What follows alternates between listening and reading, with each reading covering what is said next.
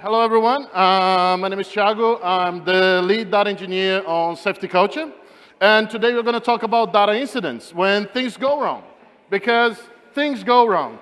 You believe your things are fine, your things are great, but something goes wrong, people freak out, people want to blame other people, and we are here to tell you how to act when something goes wrong. So we have here the agenda, very quick things, but first of all, who here knows what SafetyCulture does? More than one people, and they are not from SafetyCulture. That's good. So SafetyCulture today is a platform. We started a long time ago as a checklist app back in 2013, and today we are a platform. We are a platform where we use iAuditor. That's our main software. It's a mobile app that is a checklist with incident management process of delivering actions, make things work better in very dangerous sites like mining. It's being used a lot on retail, hospitality. We also have now an ad app, part of SafetyCulture, that's regarding to microlearning. We have Meaty, is our insurance that you can use iAuditor to reduce your premium, and Shexy, that's a lonely worker support for people who is alone on the middle of nowhere. So in the last 10 years, SafetyCulture grew a lot, and our data sets also grew a lot. So what I'm going to talk today is a little bit about the journey from when I joined SafetyCulture and how we are today, and why incident management was a great part of our daily work to ensure that we can deliver good data with trust, with quality, and we heard a lot about trust today. So the journey so far. When I joined SafetyCulture in 2019, that was the pipeline. Basic things, we have a data source, send it to S3, EMR transformation, Redshift, and Looker. This thing was run by a cron tab. If anyone works in a cron tab, this was a nightmare for my life. Everything was based on time. So in 2 hours, this is going to take 2 hours, so the next thing is going to start in 3 hours. So yes, everything went pretty wrong back in the day. But we didn't have incident management, because if I had incident, it was every 5 minutes something goes wrong. So after that, I put something in my life. There are people say that when they find Jesus, their life changes. My life changed when I put Airflow in my life. Because really, that changed my life. Getting away from that cron tab and stay with Airflow, it helps because we grew a lot of things in that first year. We have different types of data sources. We expand to 3 regions, and we need to orchestrate all that stuff. Moving forward, when we had the pandemic coming in, we start to standardize things, building the foundations. I figured out I did something right a few years ago when I heard, build the foundation strong, what we did during the pandemic. Moving on, we had a huge work coming in that was moving from the data transformation on Redshift. We implement DBT, we migrate from Looker to Tableau. I'm not going to answer questions about that stuff. I'm not going to answer questions about that stuff. But this was a huge work in our infrastructure. There's an amazing talk on the DBT meetup done by Oscar and Justin from SafetyCulture that they tell the whole story about this work. So after this, we start to put a lot of things inside of Airflow. We added Fivetran, we added Segment, we put DBT being managed to Airflow, so everything that runs just triggers DB3 through Airflow. After that, we put Tableau inside of Airflow as well to manage the refreshing. And when we put that thing, all that infrastructure in place, and we have all this data being managed and being published to the whole company with a new data model, with a new data visualization, and with new things that we had in place, in this case, we had a high touch as well. This was the moment that we start to realize that our team was not a simple dashboard building team anymore. This was the moment that we became an operations team inside of SafetyCulture. Why? Because when high touch comes in place, we start sending data back to Salesforce. And we start to provide data for finance, marketing, sales, and also the business operations in general in the company. So this is when the things start to be very, very interesting for us, because this kind of maturity that we reached, we came from a very simple dashboard building team to our operations building, daily operations team. So that was when our incident management started. because we were creating clear impact to the business every single day. So every single day, we had to make sure that our data was correct, because that could impact many, many areas on the company. And what we start to notice is when we start to have things, when things were going very fine, we don't have any problem. We had the team provide crucial information to marketing campaigns, for example. Sales were using our leads to improve their strategy. The team was seeing crucial to the company's strategy and operations, and we were the source of truth of the company. But when something goes wrong, we have problem money allocation. So when people were allocating money on the daily work, that was a problem because they were making wrong decisions with the wrong data. They start to lose trust in our data, and we were not a reporting team anymore. It was part of the operations. So that was very clear. It was a very clear signal that our maturity level was a very high standard in the company. And when we say things can go wrong in an infrastructure that looks pretty basic compared to a lot of people do today, is that things can go wrong in our Kafka streams. People stop sending data. We can go wrong to our EMR. We push a code that broke our EMR transformations. We have a problem with DBT. Someone pushed a transformation on DBT that just exploded. We have problems with Fivetran. Fivetran sometimes delay data, and how you deal with that. We can have problem with segments. Someone change a filter in segment. We stop receiving events. Redshift can go down. Yes, we are not part of the cool kids who use Snowflake or Databricks. We are old school Redshift guys. Tableau, someone can change the password and that thing explodes for some reason. Our source for the database can explode. Our external tools can start changing their APIs, and we didn't notice that this happened. So this is all things that can happen. And when it happens in multiple places, but who they blame? The team. They can blame me. I'm the biggest one. It's easy to point, oh, that's the problem over there. But usually they blame the team. Like they think the problem was for us because they saw the problem in our dashboards or in our reports or in our operations. So we start to work on detection. We need to detect these problems, why they are happening. So we added tests, alarms. So we have alarms. Nice, we can have alarms, and they tell, oh, this thing is broken, and then you start to receive alarms every single day. It's a nightmare, because you start to receive alarms, you fix that, but then next day you receive it. Then you said, no, I'm going to add tests before my alarms. And then you do the test passes, but sometimes the alarms trigger, or the test fails, and you keep fixing the tests. But when those two things go through, you can find when you detect the problem, that is your team detect the problem, so that means your tests and your alarms didn't pick it up. It's not the ideal, but it's much better when your stakeholders figure out before you. And that's the moment when you lose trust. That's the moment when they figure out, oh, there is something wrong here. Imagine the situation. You were there during the night, you said, okay, everything's fine, no problems. You go to bed, you wake up in the morning. And you look at your phone, no alarms. Everything passed, everything's great. And then you receive this message from the stakeholder. And then everything you figure out is, this is where huge problems can happen, because they start to lose trust. They don't think your data is correct. And we have cases of stakeholders download the data back in old days and do their own transformations because they couldn't trust in what we were doing. So what to do in this case? How can we manage these kind of situations where the incident management process for the data team came in place? SafetyCulture already have an incident management process for the engineering teams, so we try to bring that to the analysts, data engineers, and analytics engineers, because the data analysts and analytics engineers, they are not very familiar with this process. So how we have to manage this first? So first, we need to identify how to detect an incident. So the first thing that how we're going to detect is through alerts, to tests. If we find if dashboard there's something wrong, are the stakeholders impacted?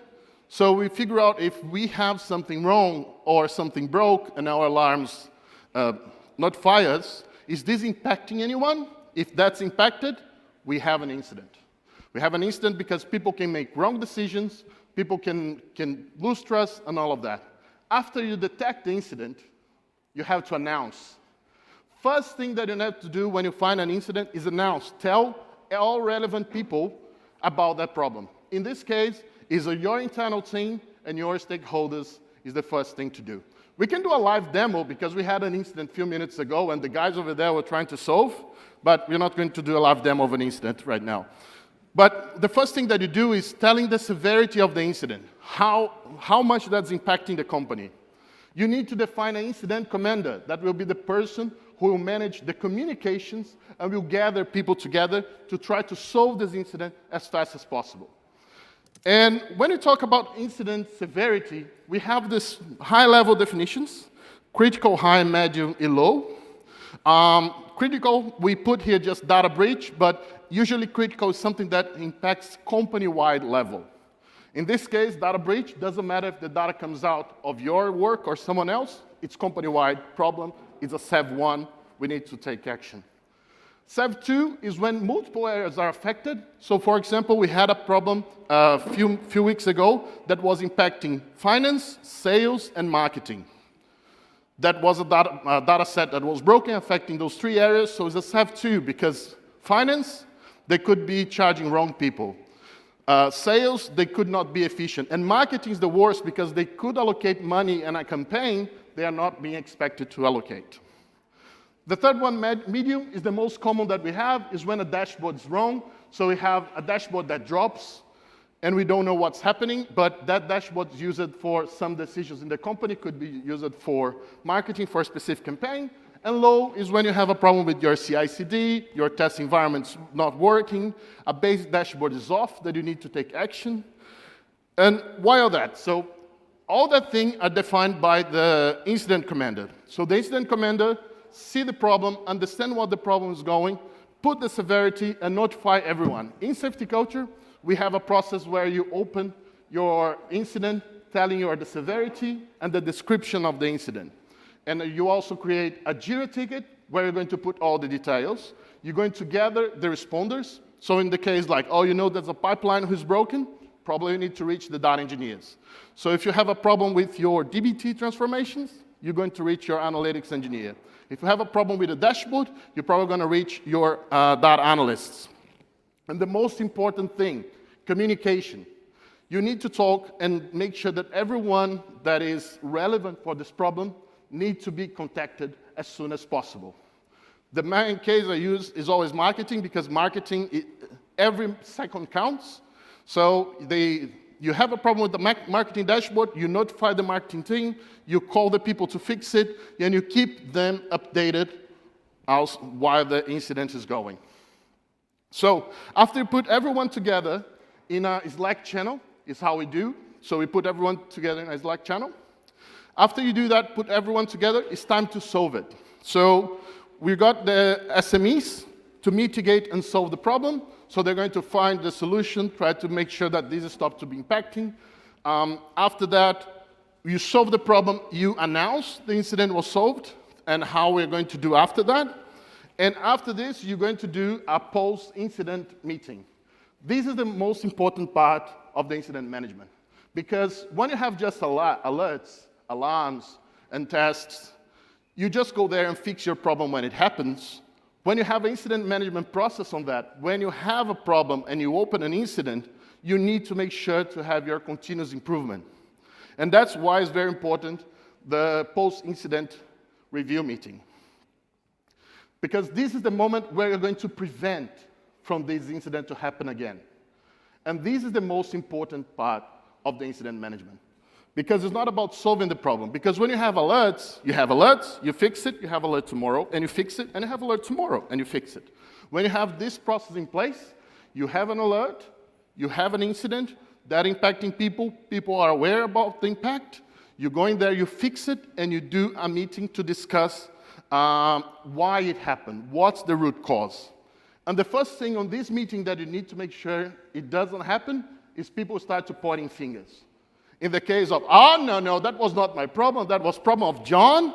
John did that, John pushed X, John did the push directly on master and didn't go to the CI/CD. I know a lot of people here push direct to master. You can cause an incident. But you're not going to point fingers on that meeting. It's not about who did it. It's about that you need to make sure that the process is followed, and you need to make sure that you're going to create a continuous improvement. What you need to understand is what happened, why that happened. Those 5 whys, everyone heard about the 5 whys? So the 5 whys is make the question 5 times, why this happened? So why the pipeline broke? Oh, because we pushed the change and we didn't catch any tests. Why the test passed? Oh, we didn't get this certain information or this certain validation at that point. And go through, question yourself. After that, you need to create action items as Jira tickets to your sprint. If you don't do sprints, you need to track them and make sure that they're going to be done. Because they are going to be the key thing to you to allocate resources for the next sprint to avoid this incident to happen. And the final thing is, make sure that you have your continuous improvement. So, at the outcomes that we have, stakeholders increase their trust very much in our infrastructure, so they know when things are wrong before they find out. We can talk about the blast radius with other engineers.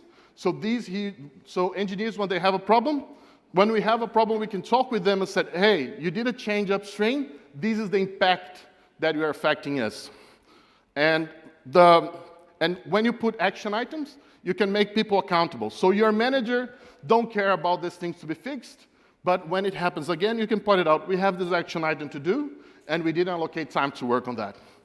And we have a great example of our VP of marketing.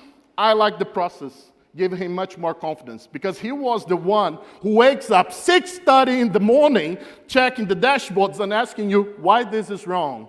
Yeah, I love him. He's a very nice guy. But it's his work. You need to make sure that those things are right for him, right? And now we get a lot of more trust. Lessons learned. It's very easy to lose trust. So when you have your data is being wrong frequently, you can lose trust very, very quickly.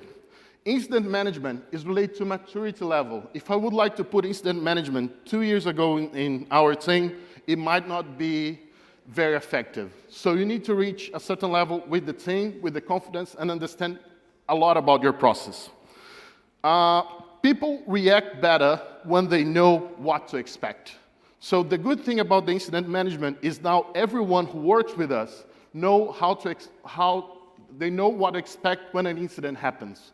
They know where to look, where they can talk about it, who is taking care of it, when is taking care of it. So incident management just have a positive return when there is a continuous improvement. If you have actions to do, action items, make sure to do those action items. Because we see in our infrastructure that 2 months ago, we have a lot of action items in the backlog, and we have repeated incidents happen with the same root cause. When those action items were taken, we stay weeks without a single incident. If the problem happens again, and you have it documented, you make people accountable. So if it happened once, twice, 3 times, why we're not allocating time to fix this? You can go after your manager and say, why are you not allocating this time? And be aware, when you put incident process in place, you're going to have a lot of incidents. But not because something is very, very wrong. It's because you already have those incidents, but you're just not recording it. So you need to make people aware that this is going to happen. We are going to have a lot of incidents because we are trying to record everything that happens. And make sure to your manager, ask, oh, why are you having so many incidents today? You didn't have anything last month. Of course, we put that in place last week. So, and that's it. That's our lessons learned, and this is how we did. And be aware, problems happen. What is important is how you deal with them. Thank you so much.